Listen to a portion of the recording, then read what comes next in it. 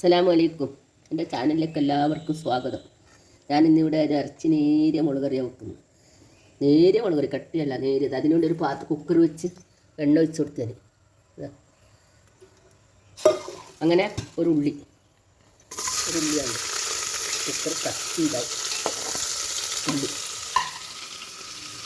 ഉള്ളി നല്ലപോലെ വാടുമ്പോൾ അതിനേക്കാൾ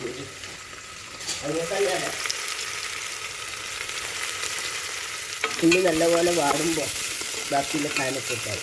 അതറിയാമല്ലോ, പറയണ്ടല്ലോ. കറിവേപ്പില എടുത്തിട്ട് അല്ലേ, കറിവേപ്പില പച്ചവെള്ളമുണ്ടാ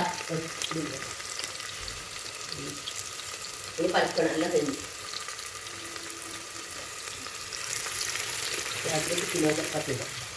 രാത്രിക്ക് സിലമ്പർ ഇട്ടൂടാ. ഇറച്ചി മുളകറി നേരി വെച്ചില്ല, അതിന് കട്ടി കുറുമ്പാണ്. ചൂടത്താക്ക് നേരി വെള്ളയിൽ വെച്ച് തിന്നുകൊണ്ട് കിലോ പൊറോട്ട ഞാൻ ഇതുവരെ യൂട്യൂബിൽ ഇട്ടിട്ടല്ലേ. ഇങ്ങനത്തെ ഇറച്ചി കൊടുക്കൊന്നും വേണ്ട.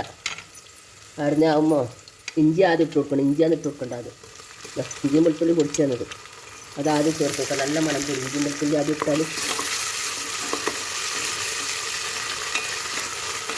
പിന്നെ 2 തക്കാളി, കുറച്ചൊരു നെല്ലിക്കര അത്ര വേണ്ട, അതിലും ചെറുതായിട്ടൊരു പുളി കൂട്ടാവണമെങ്കിൽ.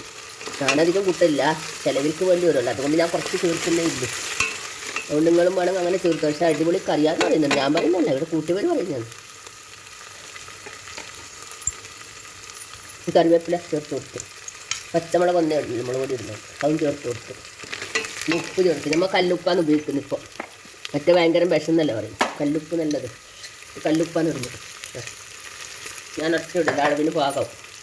പിന്നെ ഇടണ്ട. ചട്ടാണ്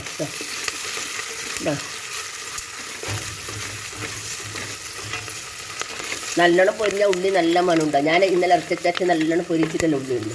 അതുകൊണ്ടല്ല ഇറച്ചച്ചാറ് ഭയങ്കര പൊരിഞ്ഞെടുക്കണം. എന്നും തന്നെ നമ്മളിപ്പോൾ ബിരിയാണി വെക്കുന്നതും പച്ചക്കറി ഉള്ളി നല്ലപോലെ വാടി വരണം പൊരിഞ്ഞിട്ട്.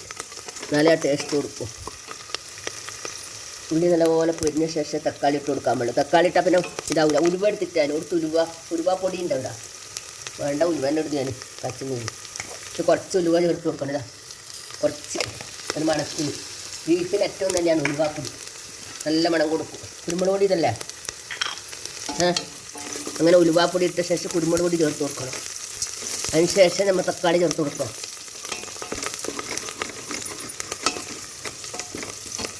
എന്നിട്ട് കുരുമുളക് പൊടി ചേർത്ത് കൊടുക്കുക. 1 സ്പൂൺ മതി. ബീഫിന് കുരുമുളക് ഇല്ലെങ്കിൽ പിണ്ടി പോലെ ഉണ്ടാവും. പിന്നെ തക്കാളി ചേർത്ത് കൊടുക്കുക. തക്കാളി ചേർത്ത് കൊടുക്കുക. ആ കുരുമുളക് പൊടി തക്കാളി ചേർത്ത ശേഷം നല്ലോണം പാടണമെന്നില്ല. നമ്മൾ ബീഫ് കൂക്കുമ്പോൾ തന്നെ തക്കാളിയെല്ലാം നല്ല ഒരുപോലെ ബന്ധം ഉടഞ്ഞോളൂ. അതുകൊണ്ട് നല്ലോണം ഇതാക്കണമെന്നില്ല.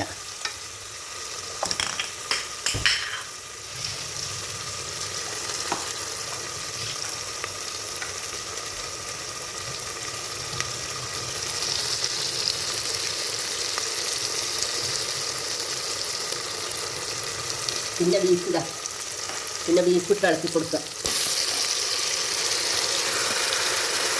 ഇതൊന്ന് ഇളക്കി കൊടുക്കും.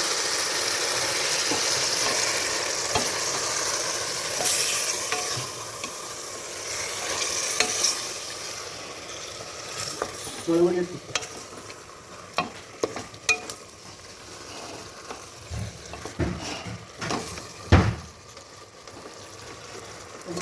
മുളക് പൊടി ചേർത്ത് കൊടുക്കുക. പിന്നെ മുളക് പൊടി ചേർത്ത് കൊടുക്കുക. 2.5 സ്പൂൺ മുളക് പൊടി. ഇത് നന്നായി ഒന്ന് ഇളക്കുക.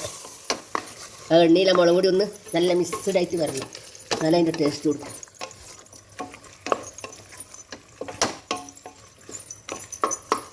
പിന്നെ കുറച്ച് വെള്ളം ചേർത്ത് കൊടുക്കുക. കുക്കറിൽ നിന്ന് വെള്ളം വരുമെങ്കിലും കുറച്ച് നല്ലോണം ചേർത്ത് കൊടുത്താൽ നല്ലതാണ്. അത്ര ചേർത്ത് കൊടുത്തിന് വേവിക്കാൻ.